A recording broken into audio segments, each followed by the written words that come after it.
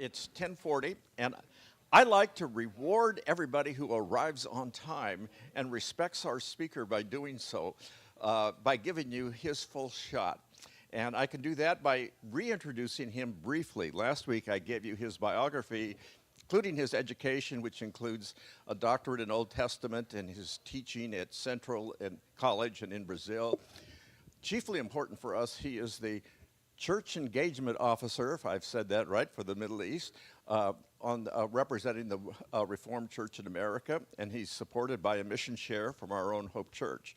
In his role as Church Engagement Officer, he has in the past led groups on immersion trips in the Middle East, now cut short by the situation there. And he also does education in churches, and including what he's doing with us these 3 weeks. I must just say for myself, I have another engagement elsewhere. I have to leave halfway through, and I'll be away next week. So Jane Schuyler will pick up the microphone after I'm done. But welcome back, Josh, and sharing with us more about the situation in the Middle East. Thank you. Thank you, Dr. Myers. And thanks for having me again. We'll do this week, we're going to concentrate on Israel, the Israeli context, the Israeli people, as much as we can in this amount of time. Last week, and I'll just kind of come back, let me just point out one thing on here. I know this is hard to read.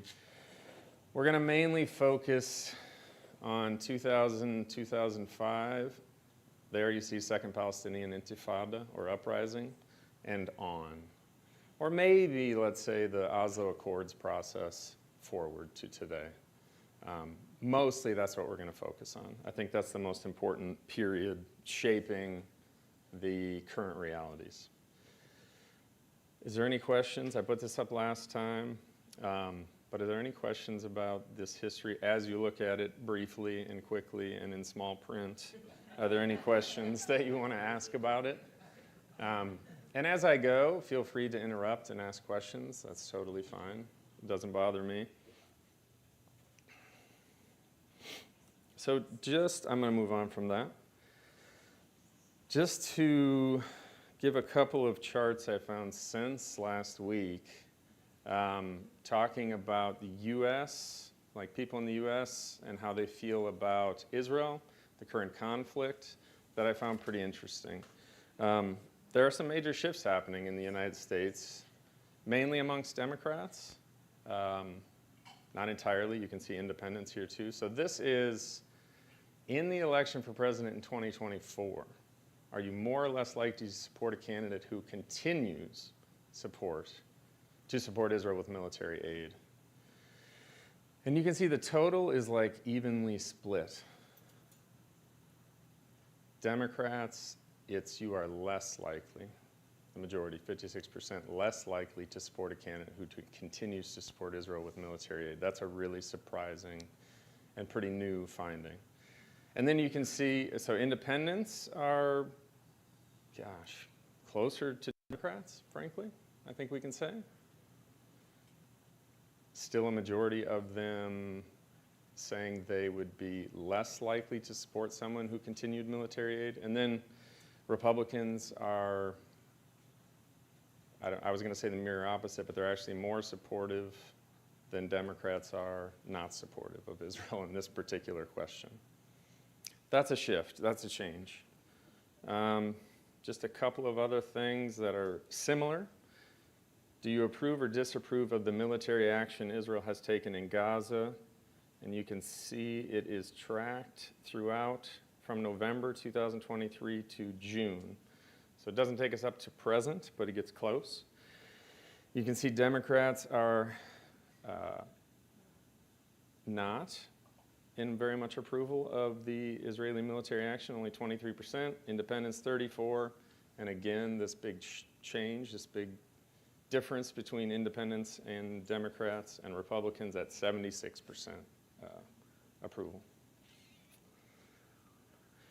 This one, I think, maybe this one, no, the military aid one surprises me the most, but this one secondarily. This is favorable, viewing Netanyahu favorably, which I find really difficult to stomach, that anybody would view him favorably at this point after what he's done. And even within Israel, there's a lot of disapproval around Netanyahu. Although, as we'll see, there's not a lot of disapproval about his policies when it comes to Palestinians.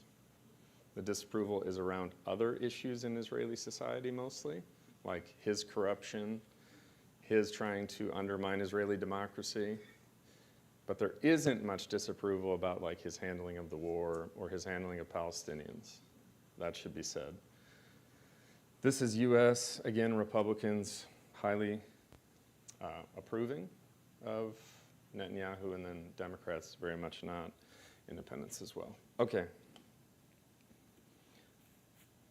I want to do, let me see what time it is. What did I spend on that? 5 minutes? All right, I'm doing this one then. This is, so last week at the end, Dr. Myers asked me about, just talk about what I do and why I do it.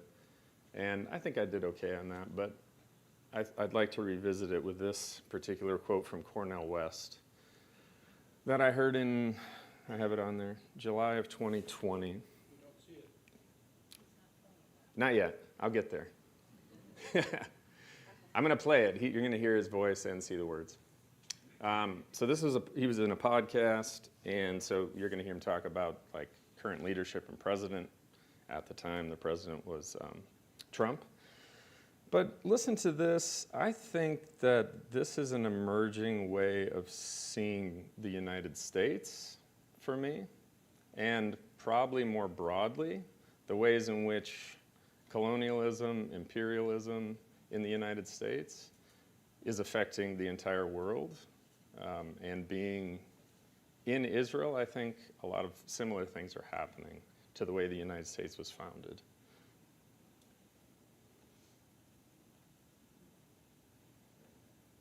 I think things are getting so bad that we have on what fortifies us. It's not even a question of thinking about victory in any serious way, but it's a matter of how do we sustain the struggle. And there's a certain victory in sustaining a high quality struggle that's founded on integrity, honesty, decency, and service to others. So what are they? Well, on the one hand, you've got an empire that is experiencing spiritual decay, moral decline, driven by greed, especially in high places. Hate being used as a divisive way of pitting citizens against one another. And then you got corruption, not just in the White House, but it's corruption really throughout our institutions. And so, so then when the pandemic hit, and we began to see just the raw reality of the empire, and you began to see the indifference for the vulnerable. You began to see the healthcare system and all of its frailty, what our brother Bernie Sanders was pointing out with such courage just to go during the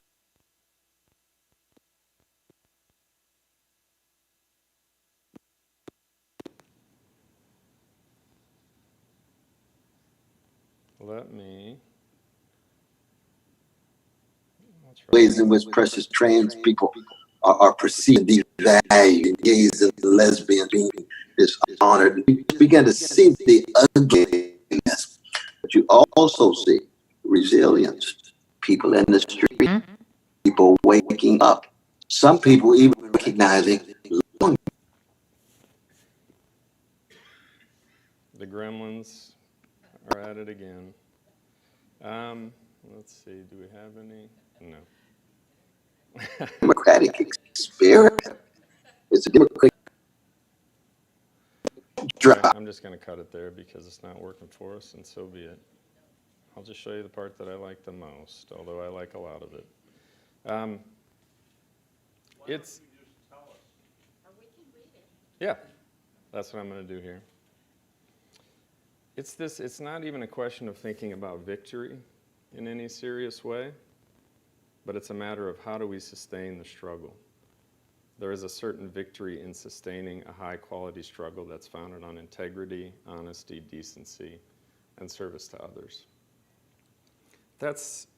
And then the rest of it, of course, is sort of his way of diagnosing the very sordid history of the United States up until the present.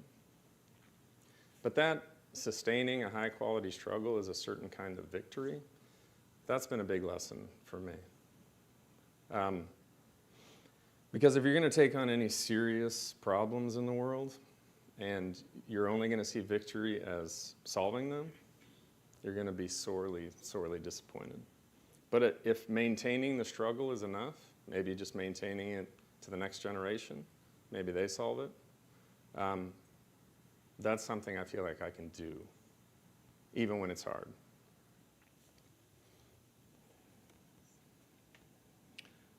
Okay.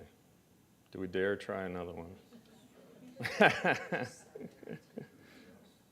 Let's see what it sounds like. Terrible crimes in history were committed in the name of some fictional... That one's surprisingly better. Let's try it. This is Yuval Noah Harari. So this would be another framing piece before we dig in. He's Israeli, an Israeli historian. Maybe, have some of you heard of him? He wrote Sapiens. That was probably his first breakout work. So it's a history of Homo sapiens. Really, really interesting. Homo Deus is maybe not his most recent. Maybe there's one after that, I'm not sure. And that is as it sounds. He's talking about, I think in his opinion, that we are the makers of the world. We're not Homo sapiens, we're Homo Deus. We make reality. This is what he's arguing in that work, which I haven't read entirely, but I've read some of. And this little framing to me, in this Tic Tac, which I found yesterday, really I find helpful. And so I wanted to show it to you. It's short. The most terrible crimes in history were committed in the name of some fictional story people believed. Very few wars in history are about objective material things.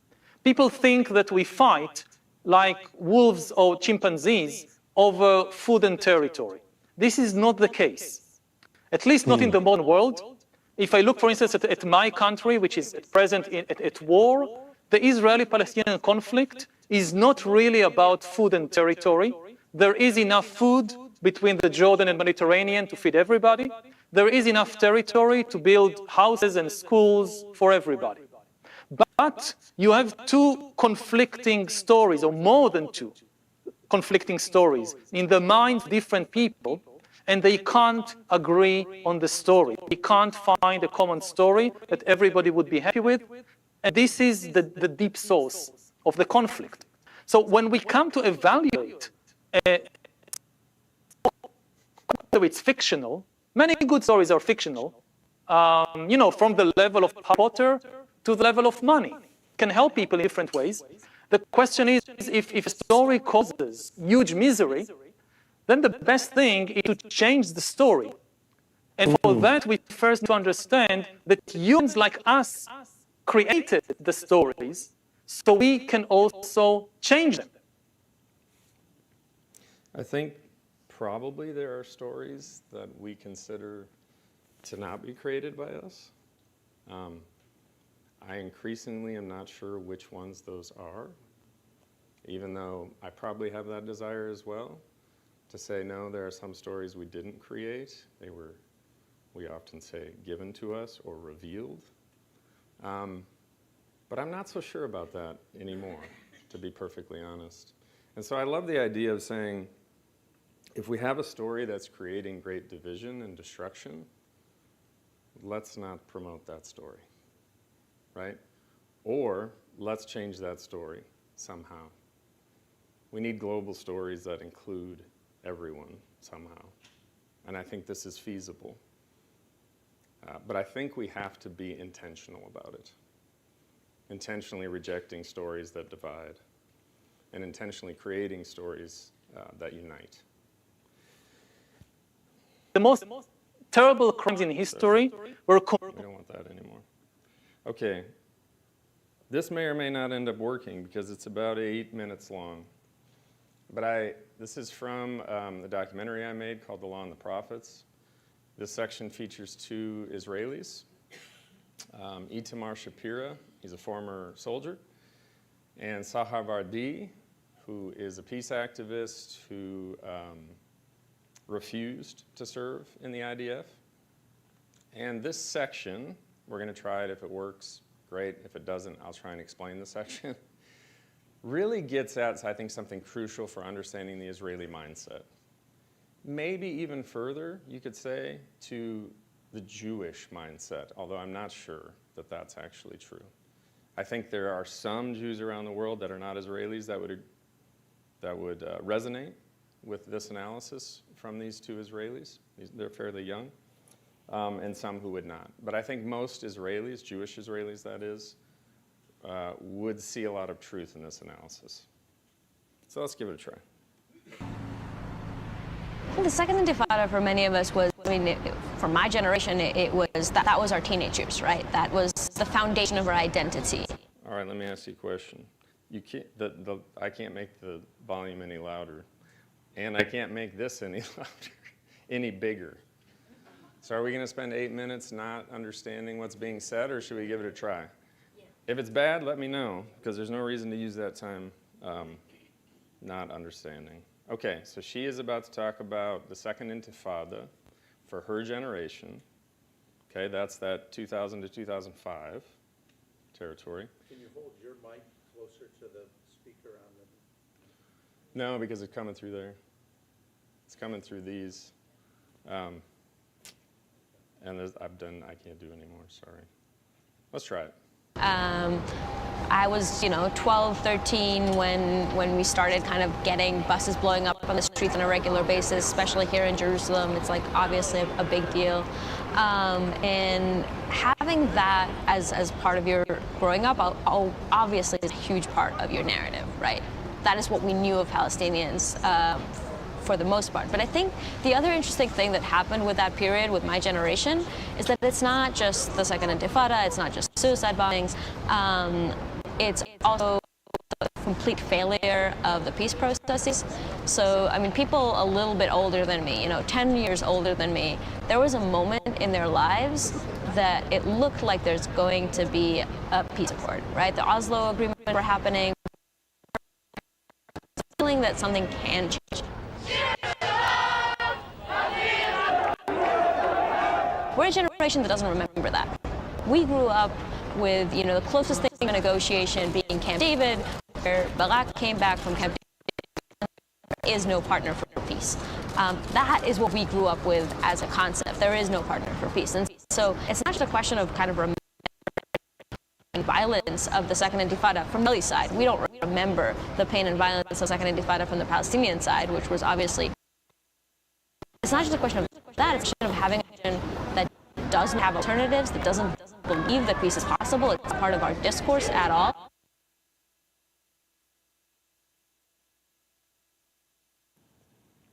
Okay.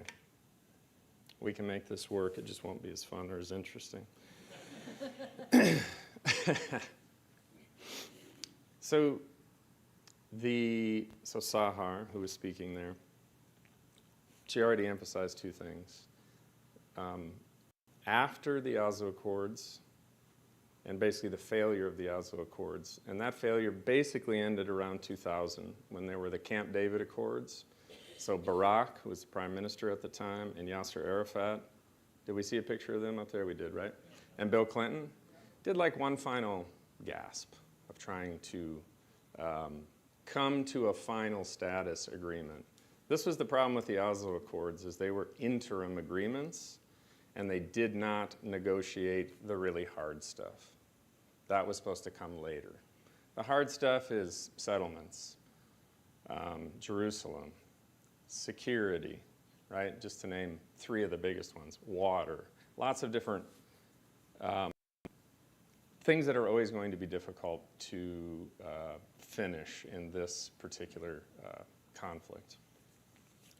And so by the time 2000 rolls around, there is a loss of a lot of hope and momentum on the Oslo Accords, and that's what basically sort of starts the second Intifada, along with Camp David ending with no agreement.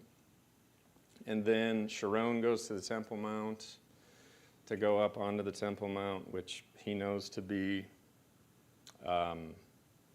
something that's likely to trigger or could trigger a major response, and it does. And the Second Intifada starts. Now, does it start because he goes to the Temple Mount? Not really, right? That's just a sort of inspiring event. And so what she's saying is that was her teenage years. That was like her introduction to the Israeli-Palestinian conflict and people of her generation. So you have buses blowing up, as she said. By the end of it, you have 1,000 Israelis dead and 3,000 Palestinians dead over about a 5-year period. And the other gentleman, Itamar, he served in the army, and he talks about why he chose to serve in the army. And it was his father had served in the army, his brothers had served in the army, everybody he knew was going to serve in the army. This is just very standard.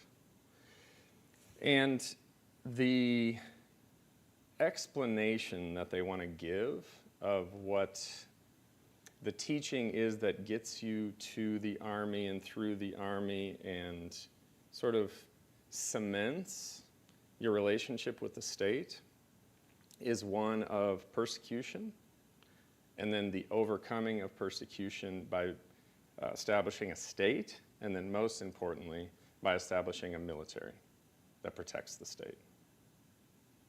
And so in the army, he said, all kinds of people from different political backgrounds come together. And for example, he says he didn't really know many Palestinians, but he also didn't know many Orthodox Jews. He didn't know many Ethiopian Jews. He didn't know many Mizrahi Jews. That's a general way of referring to Jews from Northern Africa and the Middle East. But when you go to the army, everybody's the same. We're all in for the same cause, okay? In the background, he says, is the Holocaust. That's the reason. Why do we need a state? Because we can't be safe anywhere. Why do we need a military? We need to be able to keep ourselves safe. Sahar then picks that up and says, what happens then is that everything is seen through the prism of military and military solutions. And even though there have been peace accords that have worked with Egypt, which was the biggest regional power during the beginning of the State of Israel, like for the first, up until they made peace, which I think was in 78. This was Carter and Begin from Egypt, who is, wait, is that, no, Begin is, no, Sadat, sorry. Begin is Israel. He was killed for making this peace agreement. That is Sadat. I think it's worth noting. And Jordan, so you have peace agreements with Jordan and Egypt, and those have held. There have not been further conflicts with Egypt and Jordan. But what Sahar says is that because this is a militarized state, there's conscription. So supposedly everybody's supposed to go in the army. There is this big disagreement about the ultra-Orthodox who don't go. They don't serve. This is starting to become a problem in Israeli society. There's resentments around this. But generally speaking, most people serve, men and women. And she said, what you end up then with a society that understands and thinks about military solutions first, not diplomatic solutions. And it comes out of a persecution complex, which is real, of course, right? Nobody would say that's not real. There was major persecution of Jewish people in Europe leading up to the creation of the State of Israel. And then the State of Israel was precarious, I would say, to some degree. I mean, they didn't lose any of the wars that they fought, except maybe you could say Lebanon at one point, but that was much, much later. And that wasn't a fight for the existence of Israel. But there's been precarity for them. And so what she said is you build this narrative of constant persecution. So she mentions the Passover meal in which they say in every generation someone tries to kill us and God saves us. That is repeated at every Passover every year. And she said again, this is the building on this complex of we can't be safe. And then there's actually a part of the calendar year where you have Passover, Holocaust Memorial, and the commemoration of the soldiers and victims of terror, and then Independence Day. And she says the sequence of those days is supposed to say we were persecuted, okay? And then we established the state of Israel with much cost, right? And then our independence, and then that's the story that's told. That's inculcated by everyone. Persecution, the state protecting, and the military protecting. And that is strong. It's throughout the school systems. I mean, you have IDF camps for high school students where they go and pretend to be part of the IDF. So this narrative of vulnerability, I'd say, is strong.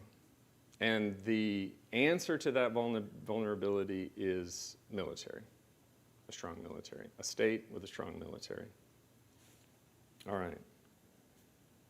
Questions about that? That's much shorter, meaning you didn't get as much good information as you might have from the video, but does that sound familiar?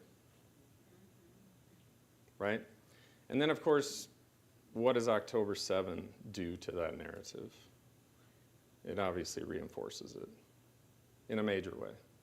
Like almost in a way, at least the way it's talked about amongst Israelis, in a way that nothing has since the Holocaust. I mean, these are some of the things that people say about it, that it was that traumatic for Israelis and to some extent for Jewish people around the world. So is it surprising then that what has followed from that has been entirely a military campaign? Really no serious diplomatic endeavors. I think this has been one of the big frustrations for the Biden administration. They've looked pretty foolish on this. They've really been taken advantage of by Netanyahu and mainly him, but the leadership of Israel, right? We have this constant ceasefire talks. We're close to a ceasefire, right? And really at all stages, Israel is, if anything, escalating the situation, especially now. You know, if you've paid attention over the last week or two in Lebanon, which is a big fear. An escalation in Lebanon is more serious in terms of global potential than an escalation in Gaza, right? And even that has global implications. I mean, Yemen got involved, Iran got involved, Hezbollah and Iran are linked.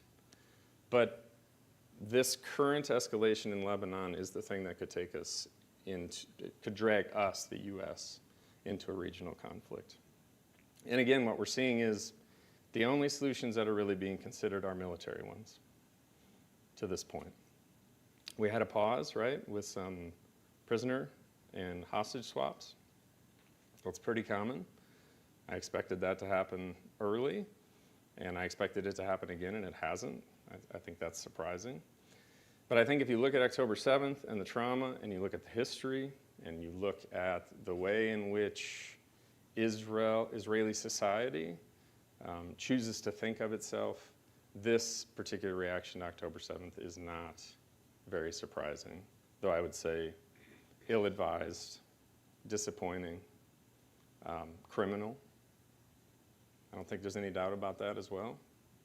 From my perspective and perspective of many, you know. Questions? Yes, please.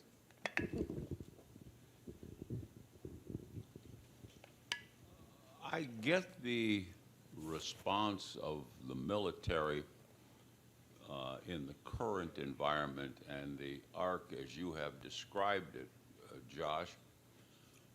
My question relates really to where does the arc of military response begin?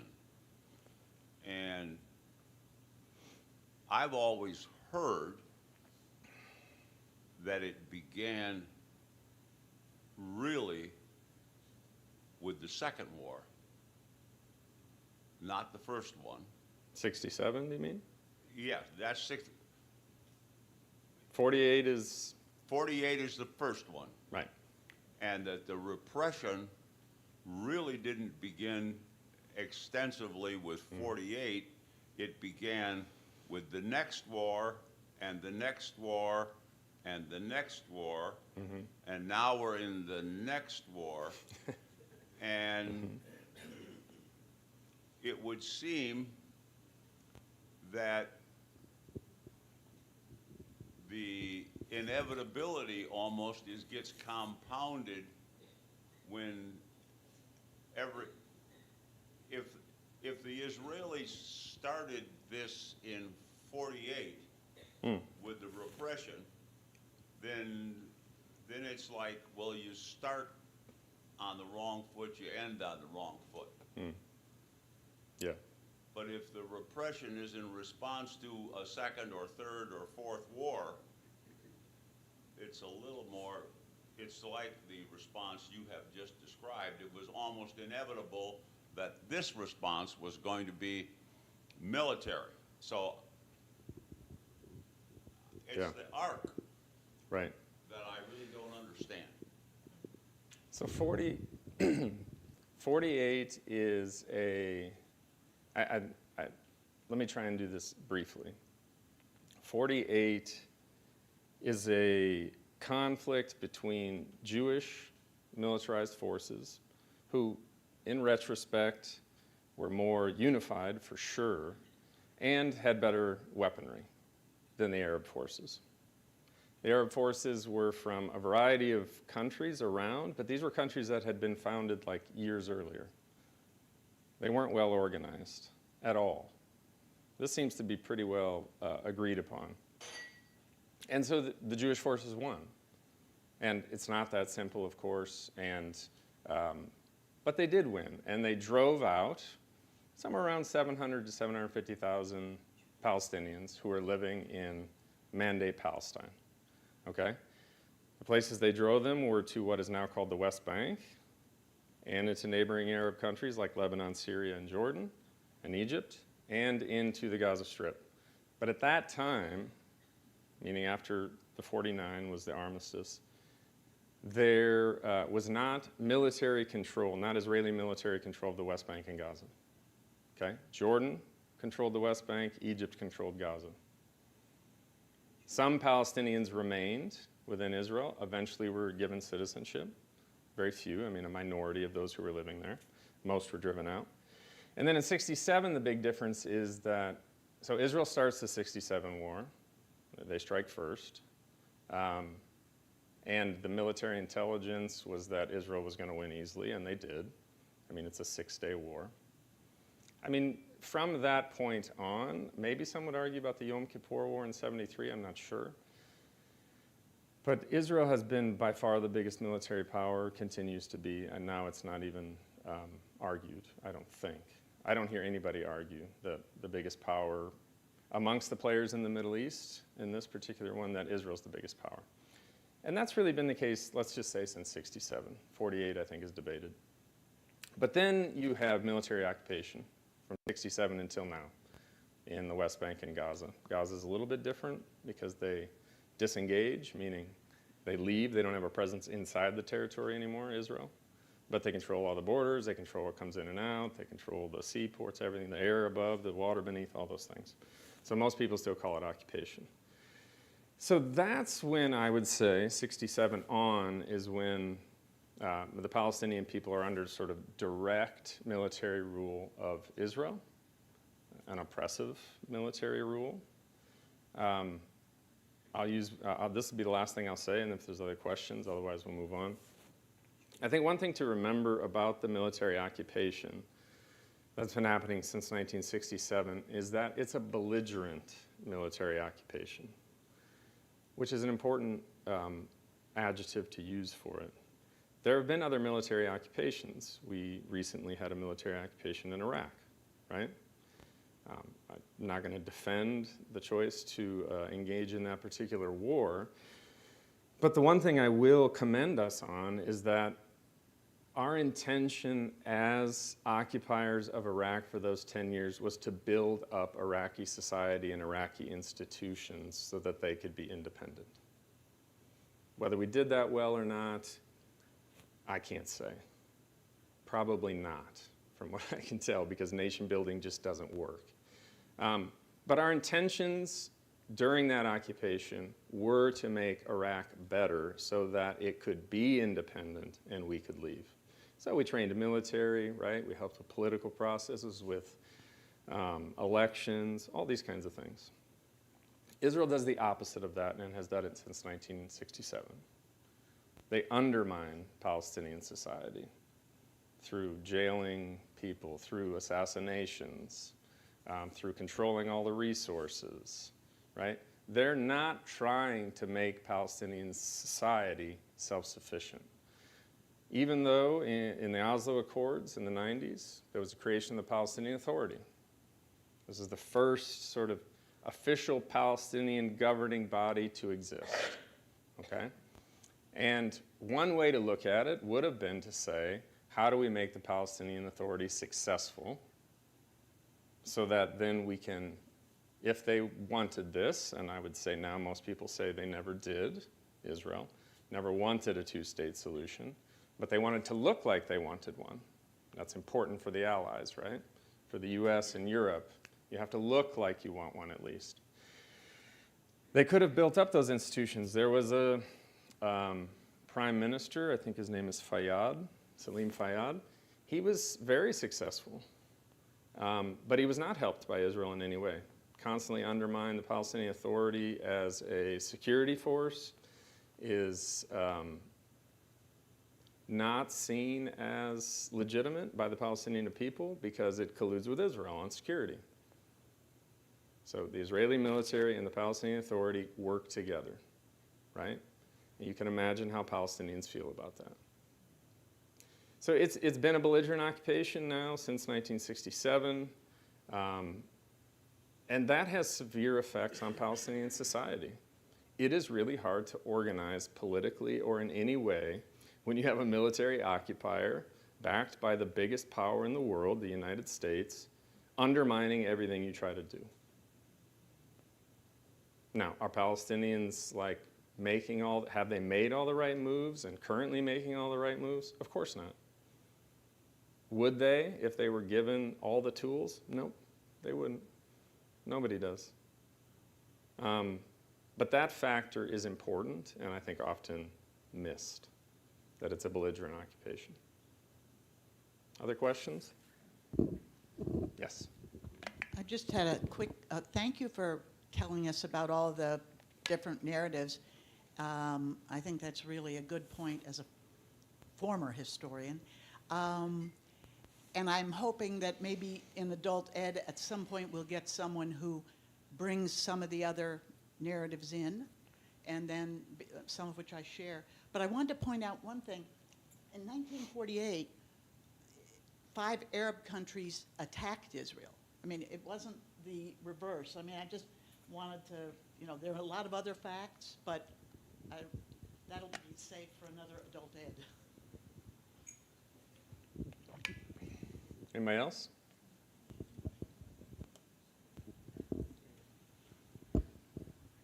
Thank you. I wanted to ask, you talked about changing the narratives. How do you see, how can you change that narrative, that In Israel? strong narrative? I mean, it's a great question. I think it's a really, really important question. In a sense, there's so much that hangs on that. I think that the U.S. could do more than it does to shape that narrative. We tend to reinforce that narrative. Israel is vulnerable. Israel is constantly persecuted, surrounded by this mass of Arabs who want it, right? That tends to be how the U.S. talks about this conflict. We don't say like, Israel's very strong because we support it and we arm it. And say, Hamas or Hezbollah, even Iran. It's hard to say, but there might be disagreement on Iran, but Hamas and Hezbollah are not existential threats to the state of Israel, by no means. They cannot defeat the state of Israel. Nobody thinks that. It's unacceptable to have these types of forces who are firing on your citizens, right? That, I agree, that's unacceptable. But we could, I think, reinforce the narrative that Israel is not that vulnerable. And in fact, they're the strongest military power in that part of the world, mainly because they're backed by the US. And that might make a difference. But really, ultimately, it's going to be up to Israeli society to decide who they're going to be and what they're going to be. And then it's the US and Israel's allies to decide how we're going to react to who they're going to be. We don't have to arm them. We can arm them conditionally, right? Saying you have to meet American and international law if you're going to continue to receive arms from us. We could say there are as many Jewish people in the United States as there are in Israel, roughly. And I know there is anti-Semitism, right? I know there's persecution of Jewish people in the United States, but overall they are quite safe here. Overall, and have been. So we could try, but I do think it's going to be up to Israeli society to decide who they want to be and how they want to be.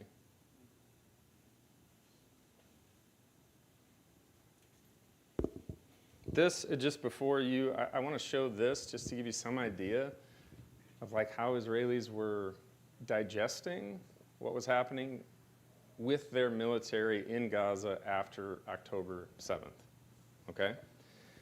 It's a little bit hard to read this chart, but so you have a November survey and a January survey.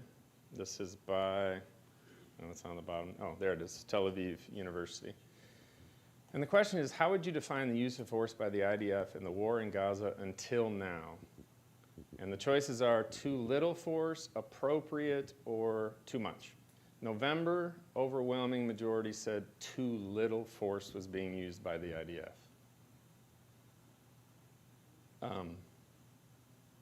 They were undertaking one of the biggest bombing campaigns in modern history at that point. One of the most destructive in modern history. Thousands upon thousands were dying. And then in January, it did change a little bit, right? You can see appropriate use of force had 51% and too little force had 43%.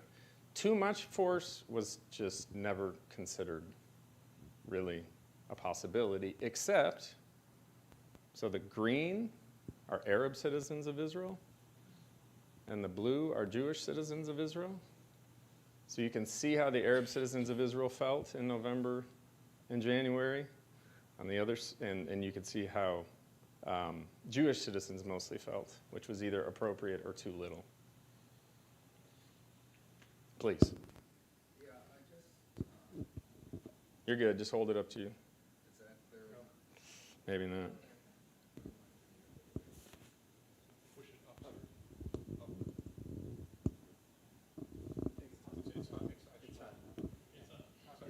Hello? Oh, there we go. Nice. Sorry.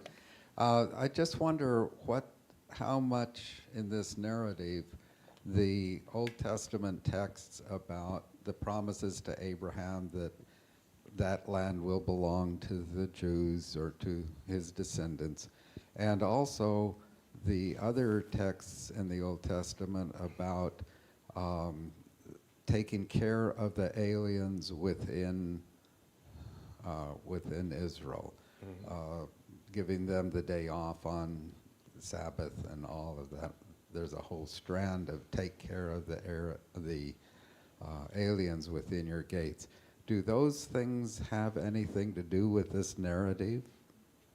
It's a good segue, actually, to something else I want to talk about, because there's a second narrative that has taken hold in Israeli society and is now represented in the leadership of Israel in a way that it's never been before. And it does have to do with the Old Testament text that you're talking about, at least to some degree. So early on, Zionism was not very religious. It was sort of natural to look to the Levant, to look to Palestine as the place to found a Jewish state because of the historical background of the Jewish people. But they were not particularly tied, early Zionists were not particularly tied to that land or to any religious dogma. And I would say that is held pretty true in Israel until more recently. Majority of Jews in Israel are secular. I think it's 60%, meaning not religious, which surprises a lot of people, but that's the case. I don't think that's changing very much. And so that used to be reflected in the government of Israel pretty much.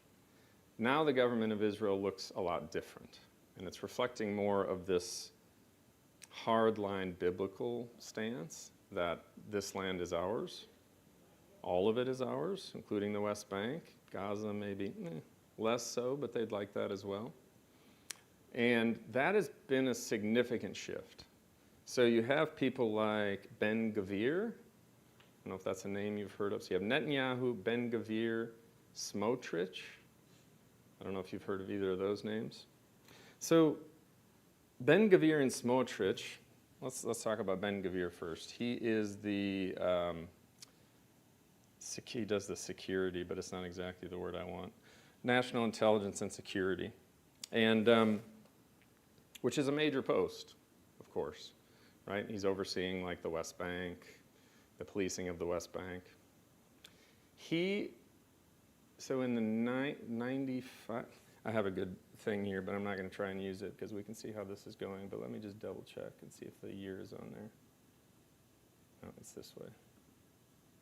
There it is. So this is 25th of February, 1994. A gentleman named Baruch Goldstein, or Goldstein, I never know exactly how I'm supposed to say the Steen or Stein, Goldstein, went into Hebron, and he opened fire in Hebron and killed, I think it was 29 Palestinians in the mosque in Hebron. And most of Israeli society rejected this, pretty overwhelmingly.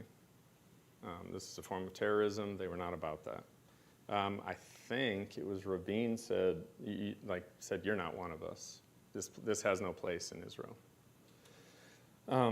But in a settlement near Hebron called Kiryat Arba, the people in Kiryat Arba set up a shrine to Goldstein.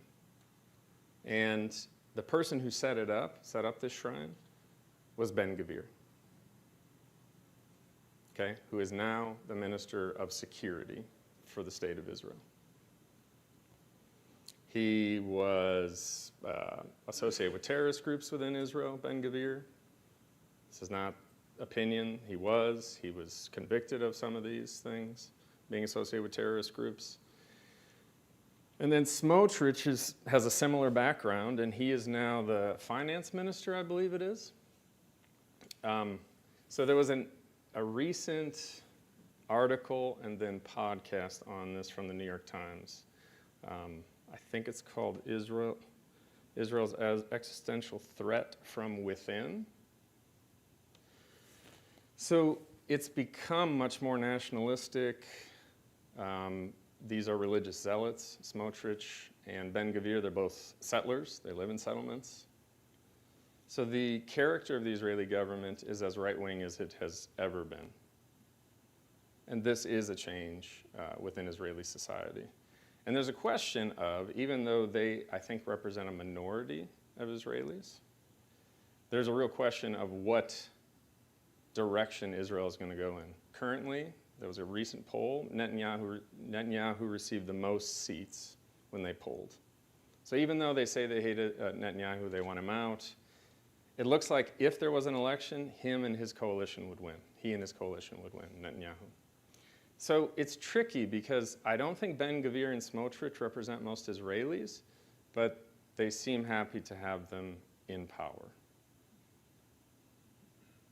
All right? And that means nothing good for peace. Thanks. I sort of answered your question.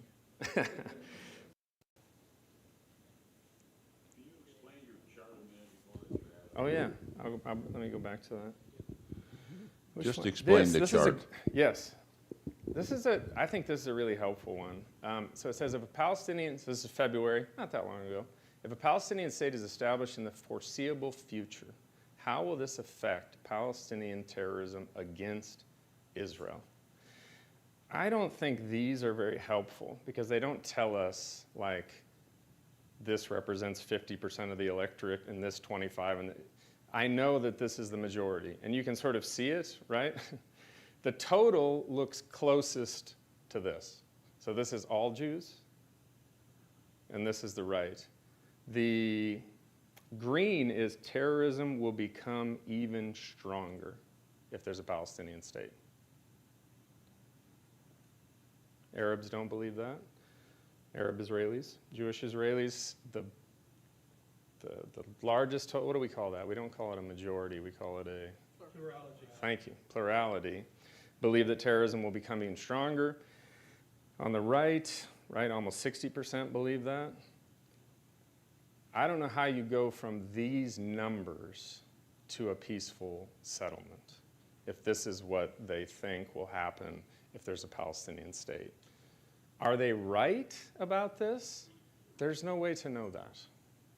I would like to think they are not right.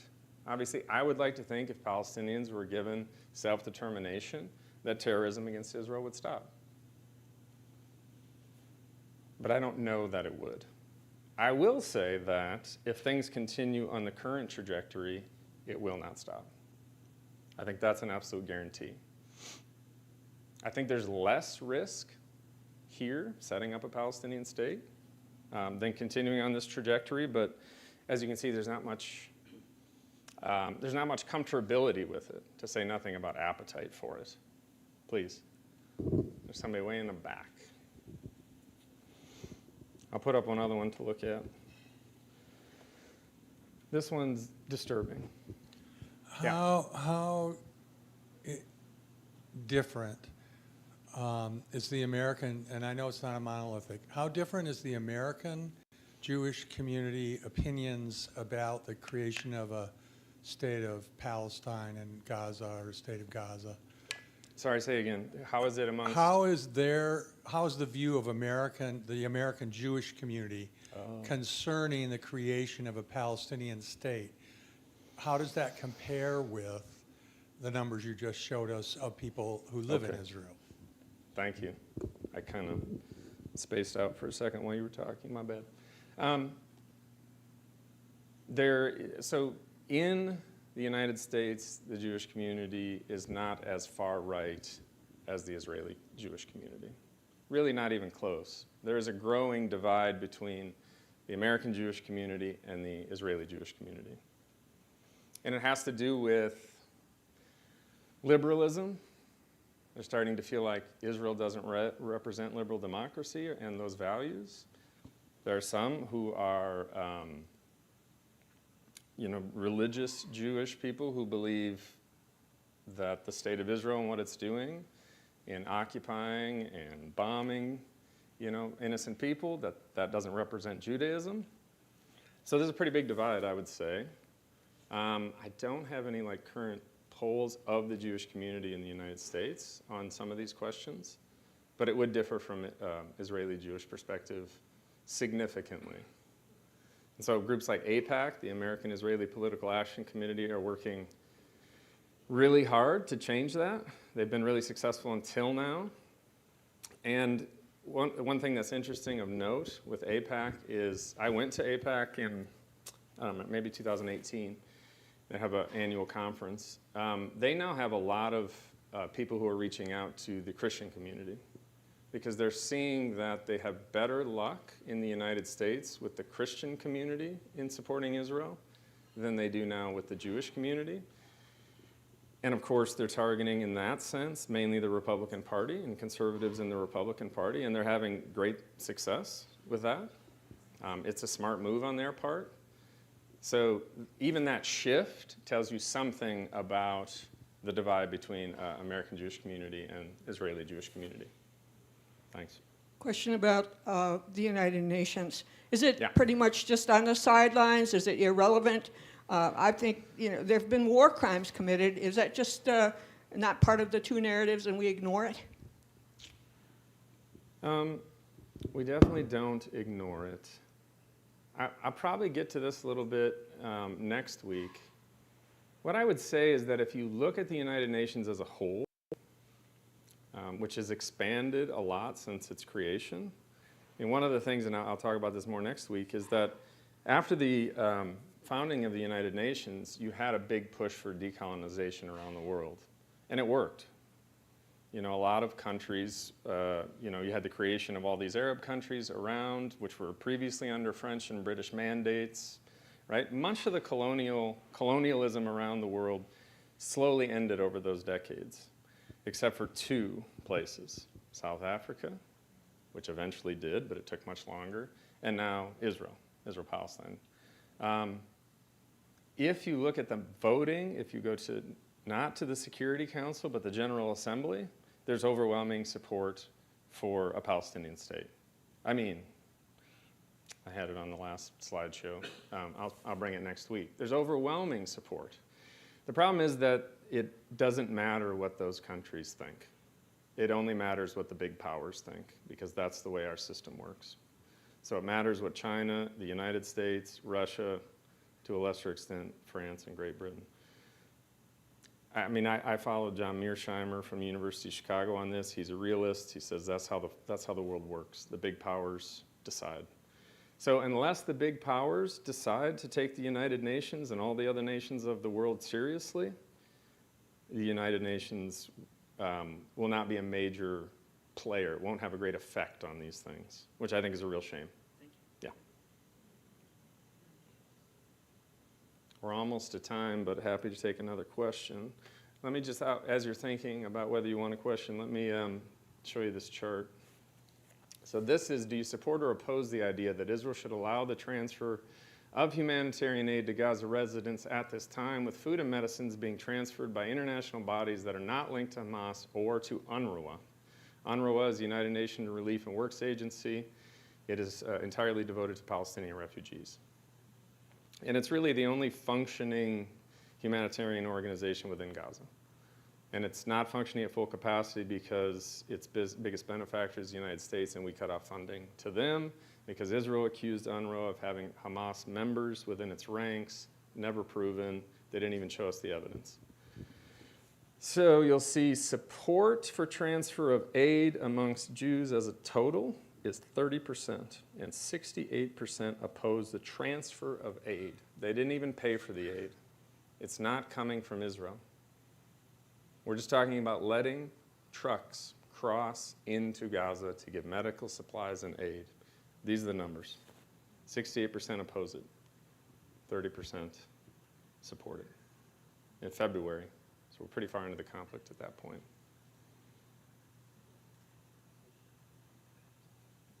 Anybody else?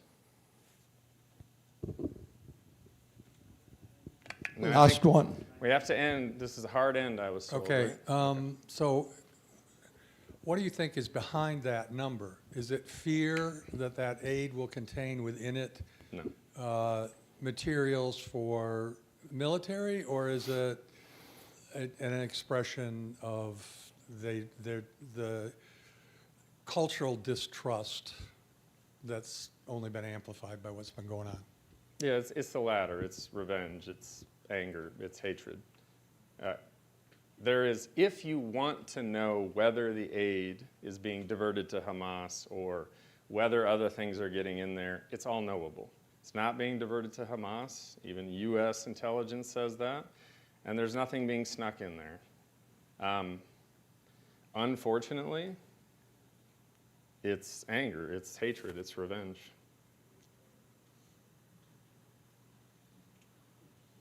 And we'll end there, as it turns out, unfortunately. Thank you, Josh. You're welcome. What a complex. Hate to cut it off at this point, but I must. I have two announcements, important announcements to make. Number one is that today adult education is honoring Jim Brownson. So if you will please take note of the flowers in the sanctuary. Gordon will be pointing it out during the Life of Hope.